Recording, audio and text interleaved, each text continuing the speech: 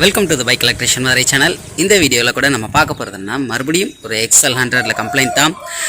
நம்ம XL heavy duty சூப்பர்லலாம் பார்த்தோம்னா நிறையா கம்ப்ளைண்ட் வரும், காயில் கம்ப்ளைண்ட் வரும். ஸோ XL 100ல் நம்ம வராது, எலக்ட்ரிக்கல் அவ்வளோவா இருக்காதுன்னு நினச்சோம். ஸோ XL ஹெவி டியூட்டிக்கும் சூப்பருக்கும் ஒரு ஈக்குவல் டஃப் கொடுக்கக்கூடிய காம்படிஷனை கம்ப்ளைண்ட்டை நம்ம XL 100 கொண்டு வருதுன்னு நான் நினைக்கிறேன். ஏன்னா XL 100ல் எலக்ட்ரிக்கல் கம்ப்ளைண்ட் ரொம்ப வருது. ஸோ இந்த வீடியோவில் இந்த XL 100க்கு என்ன கம்ப்ளைண்ட் எதாவது பார்க்கலாம்.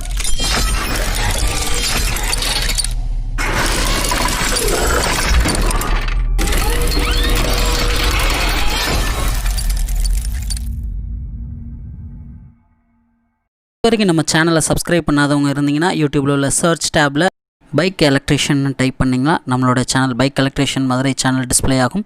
நம்ம சேனலுக்குள்ளே போயிட்டு சப்ஸ்கிரைப்ன்ற பட்டன் இருக்கும், அந்த பட்டனை கிளிக் பண்ணிக்கோங்க.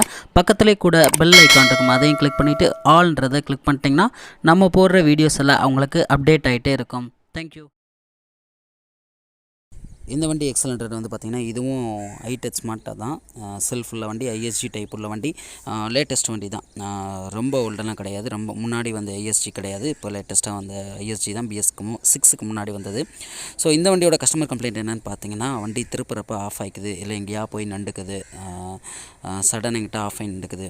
ஓகே, இது புது வண்டின்றனால. இதே ஓல்டு வண்டியாக இருந்தால் பார்த்திங்கன்னா வயரிங் கொஞ்சம் ஹார்ட் ஆகி கட் ஆகிறக்குரிய பெண்ட் பண்ணுறப்ப அந்த பெண்டில் பார்த்திங்கன்னா கட்டாக நிறைய வாய்ப்புகள் இருக்குது. ஆனால் இது புது வண்டின்ற வயரிங் பார்த்திங்கன்னா இது ஹார்டாக வாய்ப்பு இல்லை, ஏன்னா புது வண்டி தான்.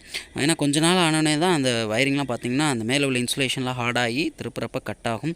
ஸோ இந்த வண்டியில் ஏன் அப்படி இல்லையே, எனக்கும் டவுட் இருந்துச்சு, வராது திருப்புறப்ப அந்த மாதிரி ஆஃப் ஆகும். ஸோ வயரிங் நான் இருந்தாலும் எல்லாத்தையும் செக் பண்ணேன், பெண்டில் ஃபுல்லாக பார்த்தேன், அந்த மாதிரி எதுவுமே கிடையாது, எல்லாம் கரெக்டாக தான் இருந்துச்சு. ஒருவேளை இது பார்த்திங்கன்னா இக்னிஷன் கப்ளர்லாம் பார்த்திங்கன்னா கரெக்டாக பெட்ரோல் டேங்க்குக்கு பேக் சைடு வரும். ஸோ அந்த இடத்துல கப்ளர் எது லூஸ் கான்டாக்ட் இருக்குமான்னு பார்த்தேன், கப்ளருமே கரெக்டாக இருந்துச்சு.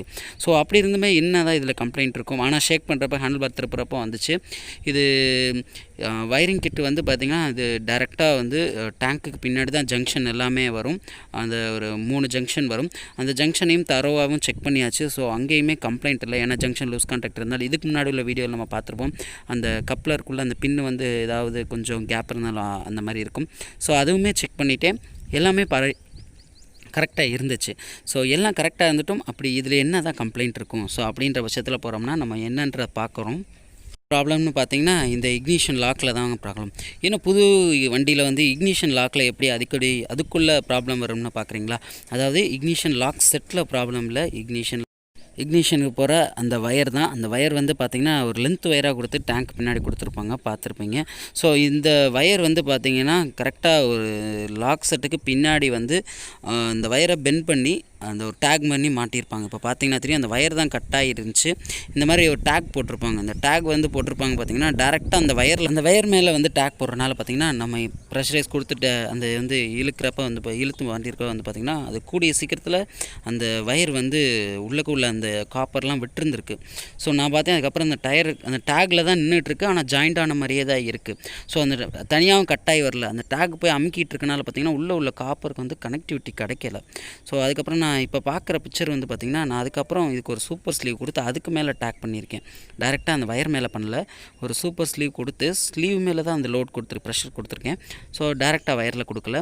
இந்த டேக் போட்ட இடத்துல பார்த்திங்கன்னா கண்டினியூட்டி கிடைக்கல, அந்த காப்பர் கண்டினியூட்டி இல்லாதனால தான் பிரச்சனை வந்திருக்கு. அந்த இடத்துல திருப்புறப்ப பார்த்திங்கன்னா அந்த பின்னாடி அந்த வயர் இழுக்கிறப்ப பார்த்திங்கன்னா கட்டாயி, அதாவது கண்டினியூட்டி வராமல் போயிருக்கு. ஏன்னா அந்த ரெட் வயர் வழியாக போயிட்டு தான் அந்த ஆரஞ்சு வயர் வழியாக தான் ISG யூனிட்டுக்காக இருக்கட்டும் மித்த எல்லாத்துக்குமே அது வழியாக தான் போகும். ஸோ இந்த டேக்னால் இப்போ இந்த XL 100க்கு பிரச்சனை வருது. இந்த டேக் பார்த்திங்கன்னா டேரெக்டாக அந்த ஃபேக்ட்ரியிலேருந்தே பார்த்திங்கன்னா அந்த வயர் மேலே அடிச்சிருக்காங்க. ஸோ வயர் மேலே டேரெக்டாக அடித்தால் அந்த வயர் தாங்க மாட்டேங்குது. ஸோ இந்த இடத்துலையும் ஒரு பிரச்சனை வருது. நம்ம நண்பர்கள் இதை நோட் பண்ணிக்கோங்க. ஸோ ஏதாவது பிரச்சனை வந்துச்சுன்னா இந்த இடத்தையும் நீங்கள் பார்க்குற மாதிரி வரும். இக்னிஷன் லைன் வரலையோ, செல்ஃப் வரலையோ, ஸ்டார்ட் ஆகலையோ, கரண்ட் வராமல் இருந்துச்சுனாலோ இந்த இடத்துலையும் ஒரு செக் பண்ணிக்கோங்க. ஏன்னா கண்டிப்பாக இந்த இடத்துல நிறைய வாய்ப்பு இருக்குது. ஏன்னா டேரெக்டாக அடிச்சிருந்துருக்காங்க அந்த டேகை. நம்ம ஹீரோண்டாவில் பார்த்துருப்போம், அது கொஞ்சம் கனத்த வயராக இருக்கும். இது பார்த்திங்கன்னா ரொம்ப தின்னான வயர் தான் யூஸ் பண்ணியிருக்காங்க, அதனால் ஈஸியாக கட் ஆகிடுது. இந்த இடத்துல எல்லோருக்கும் தெரியப்படுத்துங்க. கண்டிப்பாக இது நிறைய பேருக்கு யூஸ்ஃபுல்லாக இருக்கும். இந்த இடத்துல இது ஒரு பெரிய மிஸ்டேக்னு தான் கூட சொல்லலாம். ஸோ இதை நான் ஒரு சூப்பர் ஸ்லீவ் போட்டு இந்த இடத்த இன்சுலேட் பண்ணி டேக் பண்ணிட்டேன். இப்போ பார்த்தீங்கன்னா தெரியும், நான் சால்ட்ரிங் பண்ணிவிட்டு அந்த வயரையும் ஜாயின் பண்ணிவிட்டேன். பக்கத்தில் இருக்க வயரையுமே கூட கட் பண்ணிவிட்டு நீங்கள் வந்து சால்ட்ரு பண்ணிவிட்டு இந்த மாதிரி இன்சுலேஷன் ஸ்லீவ் போட்டுருங்க. ஏன்னா ரெண்டையுமே போட்டுருங்க. ரெண்டுமே போடுறதுனால ஃப்யூச்சரில் வராமல் இருக்கும். ஸோ ரெண்டையுமே நீங்கள் இந்த மாதிரி பண்ணிட்டீங்கன்னா கண்டிப்பாக இது ஒரு பெரிய ஒரு ப்ராப்ளத்தை வந்து நம்ம வந்து அரெஸ்ட் பண்ணிடலாம். இப்போ இந்த ரெட் வயரில் நீங்கள் பார்த்தீங்கன்னா தெரியும், அந்த ஒரு தடம் தெரிஞ்சிருக்கும், அந்த டேக் அடிச்சிருந்த தடம் தெரிஞ்சிருக்கும். அதுக்கு வந்து உங்களை இதை காமிக்கிறேன். ஸோ இந்த மாதிரி ப்ராப்ளத்தை வந்து நம்ம அரெஸ்ட் பண்ணுறதுக்கு நம்ம போடுற வீடியோஸ் எல்லாமே கண்டிப்பாக உங்களுக்கு ஹெல்ப்ஃபுல்லாக இருக்கும்னு நினைக்கிறேன். நம்ம பைக் எலக்ட்ரிஷியன் மதுரை சேனலில் இந்த மாதிரியான வீடியோஸ்லாம் கண்டிப்பாக வந்துட்டுருக்கோம். நம்ம சேனலை வந்து சப்ஸ்கிரைப் பண்ணுங்கள். இந்த வீடியோ பிடிச்சிருந்துச்சுன்னா லைக் பண்ணுங்கள்.